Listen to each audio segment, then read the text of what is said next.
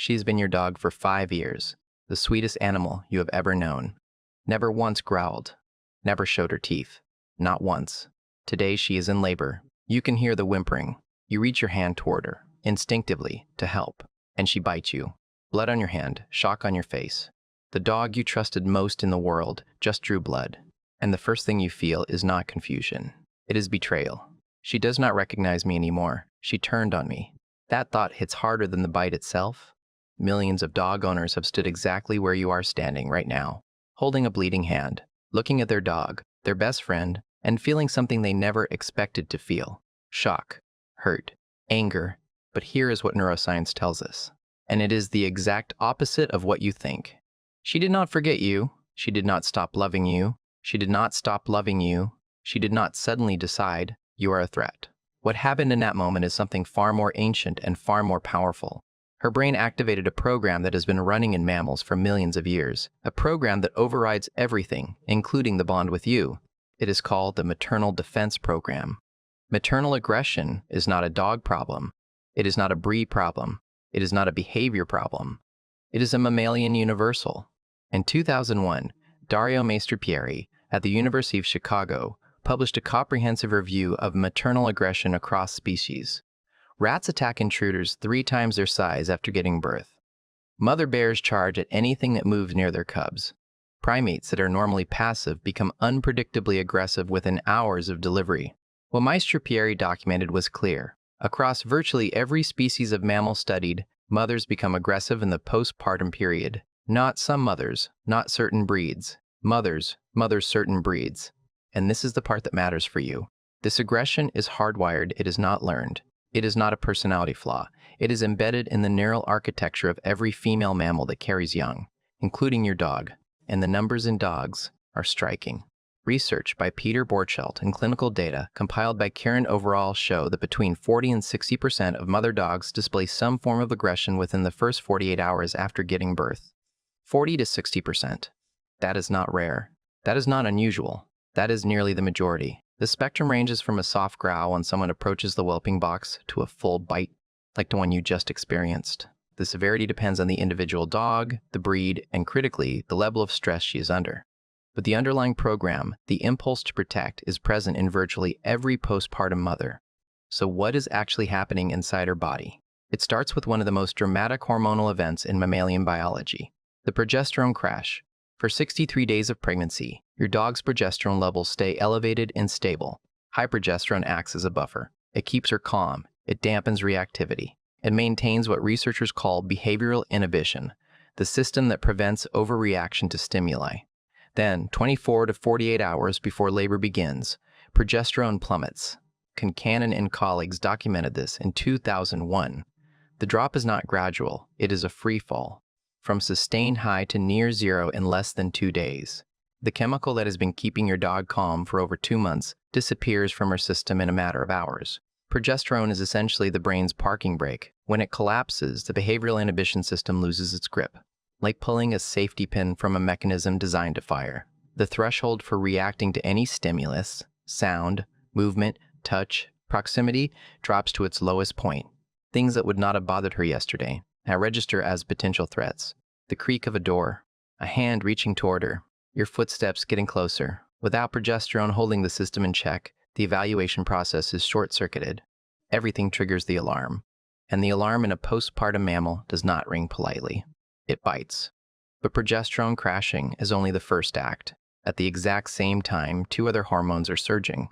Estrogen spikes, and prolactin floods the system. Most people associate prolactin with milk production, and it does that. But in 2015, Robert Bridges demonstrated that prolactin does something far more consequential. It activates protective behavior, not just attentiveness. Active defense. Prolactin transforms the mother from a passive caretaker into a guard. She does not just feed her pups. She patrols. She monitors every sound. She assesses every approaching body. The cocktail of crashed progesterone, elevated estrogen, and surging prolactin creates a biochemical state that did not exist in your dog 24 hours ago. And then there is the oxytocin paradox. This is where it gets extraordinary. Oxytocin, the bonding hormone, the love molecule, the chemical that makes your dog gaze into your eyes and triggers a feedback loop of mutual attachment. Oxytocin is the reason your dog wants to be near you, the reason she follows you from room to room, the reason she sleeps at your feet. But here is what Bosch and Neumann discovered in 2012, and it changes everything. Oxytocin does not only drive bonding. In postpartum mammals, the exact same molecule drives aggression. Same oxytocin, same receptors, same brain, but the output is completely reversed. When pups are absent, oxytocin means attachment. When pups are present, oxytocin means defense. Same chemical, opposite behavior. How can one molecule do two opposite things? The answer is in the receptor system. Oxytocin activates differently depending on where it binds. Peripheral receptors, outside the brain, handle the physical side. Uterine contractions during labor, milk letdown during nursing. These are the functions most people know about. But central receptors, deep inside the brain, do something entirely different. They amplify threat detection. They reduce social tolerance. They lower the threshold for defensive aggression. Same molecule. Two completely different programs. One keeps the body functioning during birth. The other turns the brain into a fortress. Your dog is not choosing to be aggressive. Her central oxytocin system is running a defense protocol that she cannot override. But it goes deeper still, into a specific region of the brain that researchers call the mother switch, the medial preoptic area, MPOA. It sits in the hypothalamus, the brain's command center for survival. In 2003, Neumann and Insel published what would become the definitive work on maternal neural circuits. What they found was extraordinary. The MPOA activates specifically and exclusively in the presence of newborn offspring, not during pregnancy, not during mating, only when pups arrive. And when it switches on, it does something remarkable.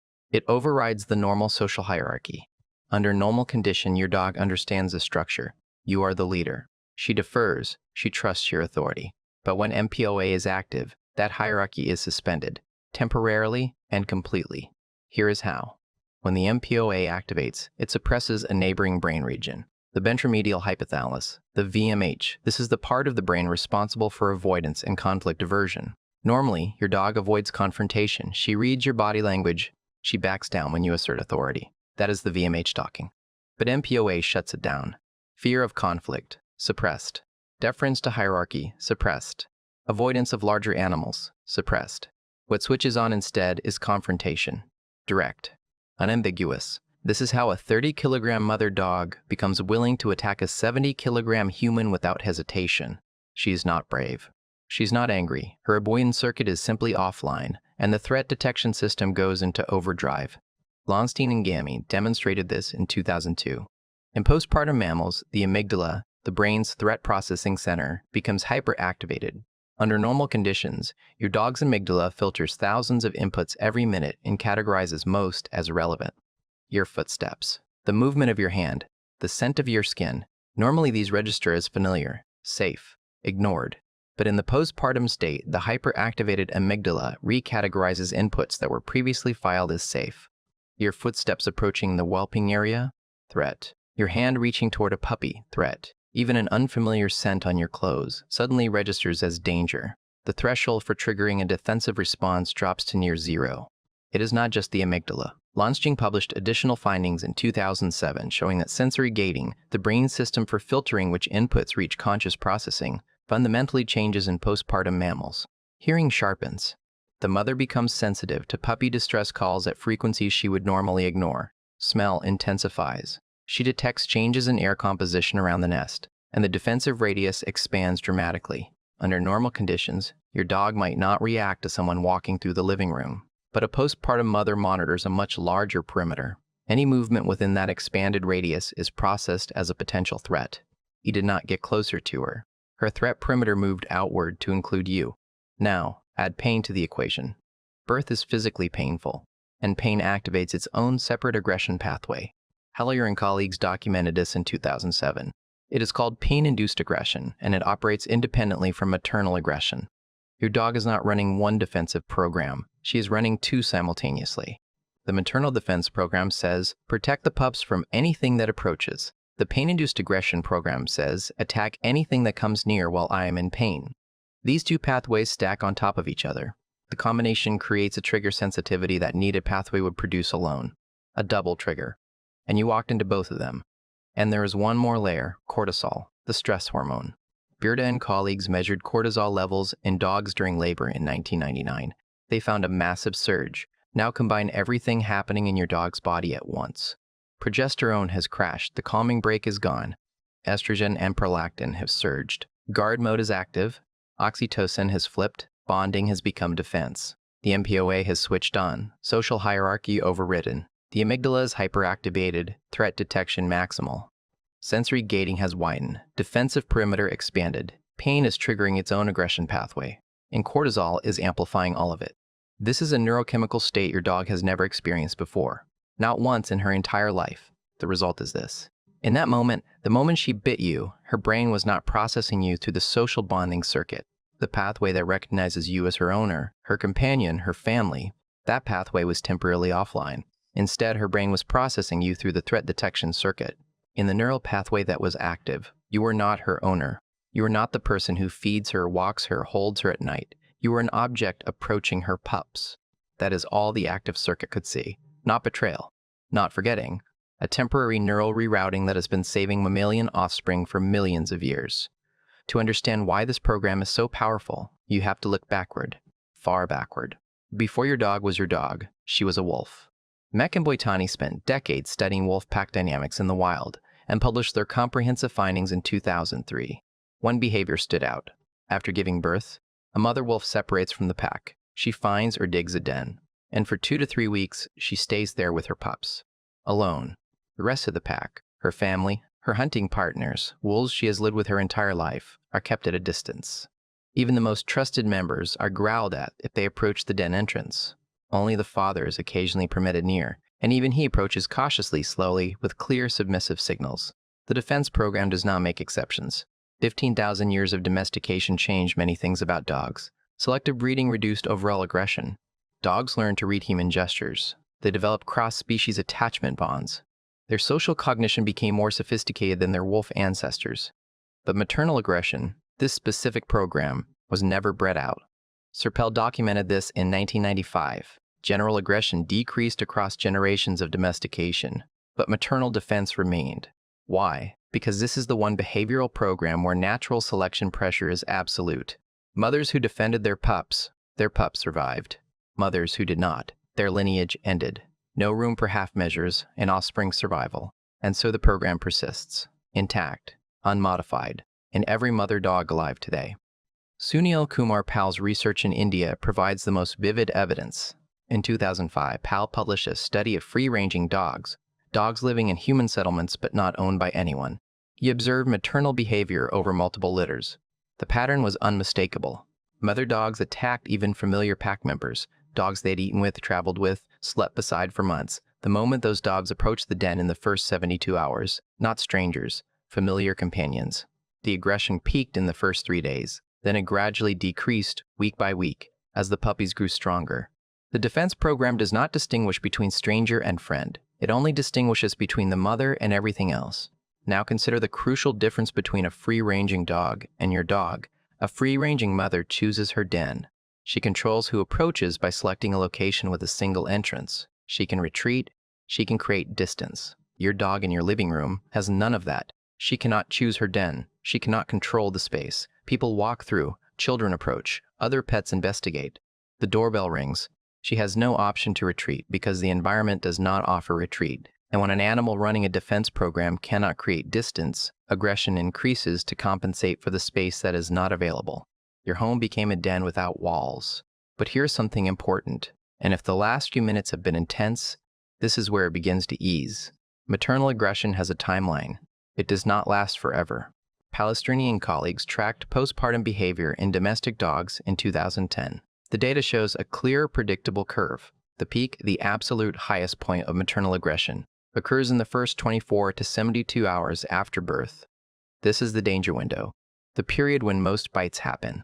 Then, during weeks 1 and 2, aggression begins to decline noticeably. The mother becomes incrementally more tolerant. By weeks 3 to 4, when the puppies open their eyes and start to move on their own, most mothers return to their baseline temperament. The dog you knew comes back. She was always there.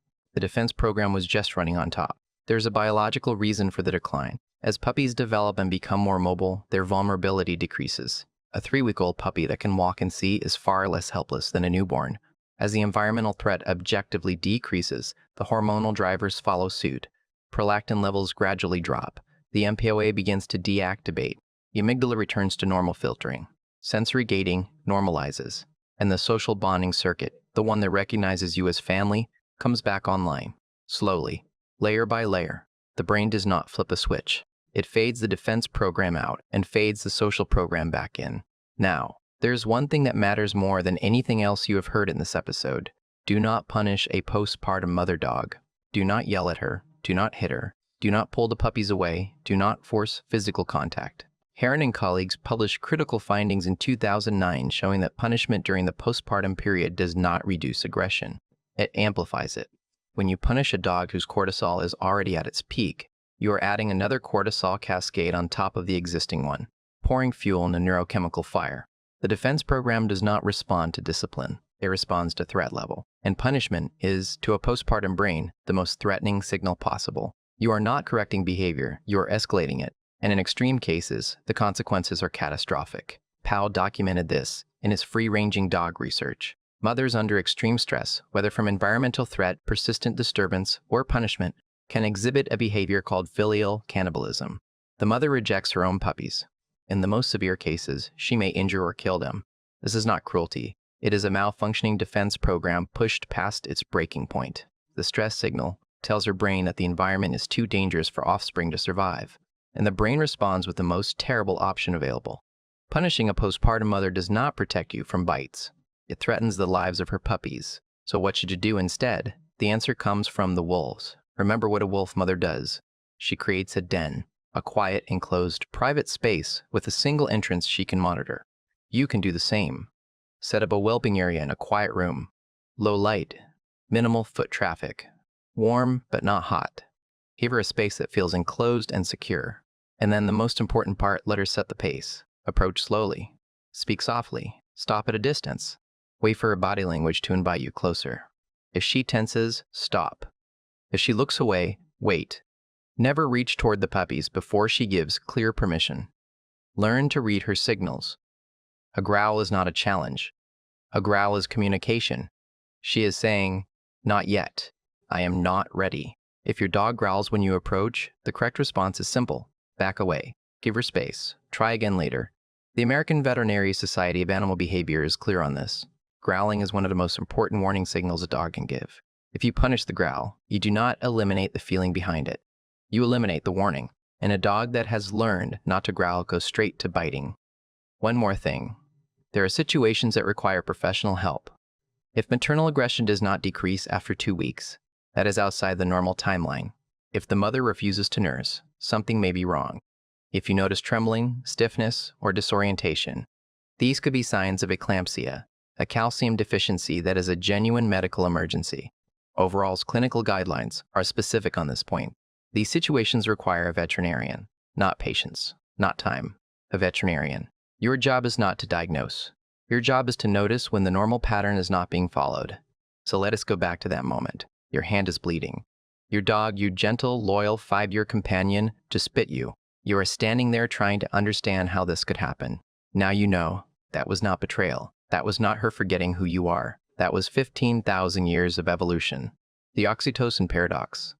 MPOA override. Amygdala hyperactivation. Cortisol cascade. Every neurochemical system in her body working together toward one single goal. Protecting the most precious thing her brain has ever registered. Her puppies. She did not stop loving you. That is the part people get wrong. The bond is still there. Every memory, every association, every neurochemical trace of 5 years together. None of it was erased. It was temporarily overridden by a program so powerful that evolution preserved it across every mammalian species on this planet. She loved her puppies so much that her brain shut everything else down. Every circuit, every hierarchy, every learned behavior. And if you give her time, a few weeks, a quiet den, patience, the social bonding program will come back online. She will look at you the way she always has. Behaviorally, that may be one of the most powerful expressions of maternal love there is. If someone you know has a dog about to give birth, share this with them. Not because it is dramatic, because understanding the neuroscience before it happens can prevent the shock, the anger, and the mistakes that follow. It can protect the bond between the owner and the mother, and it can protect an entire litter of puppies from the consequences of a misunderstanding. The bite was never about you. It was always about them.